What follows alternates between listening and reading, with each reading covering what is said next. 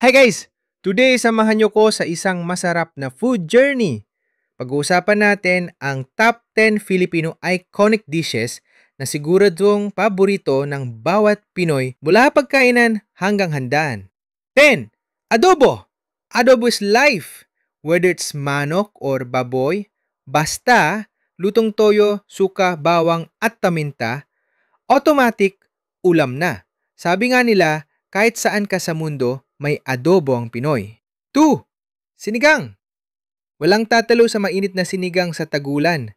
Maasim-asim gamit ang sampalok, loaded with gulay and your choice of baboy, hipon, or isda.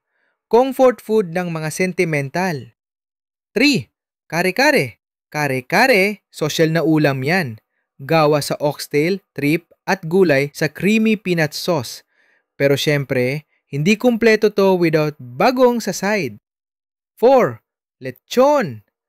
Ang bida sa handaan, lechon. Crispy balat, juicy ang loob, kahit walang sauce, solve na. Pero kapag may sarsa o liver sauce, ibang level. 5. Pansit. Every birthday, may pansit. Pampahaba ng buhay, ika nga. Pansit, bihon, kanton o malabon, lahat panalo. Lagi ring present sa office salo-salo. 6.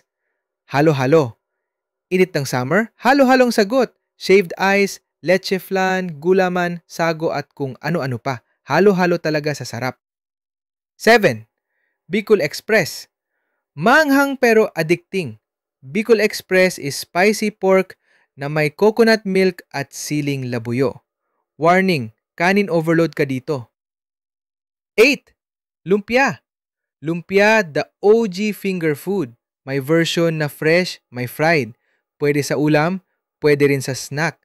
Laging naubos agad sa handaan. 9. Laing. Laing is shredded gabi leaves cooked in coconut milk with chili and sometimes hipon or baboy. Mukhang simple pero wow sa linamnam. 10. Chicken inasal. From Bacolod with love. Chicken inasal. Inihaw na manok na may suka, kalamansi at atsuete. Kain with garlic rice and chicken oil. Heaven! Iba talaga ang lutong Pinoy. Laging may kwento, may saya at may pagmamahal sa bawat subo. So, alin sa mga ito ang all-time favorite mo? Comment down below and don't forget to like and subscribe.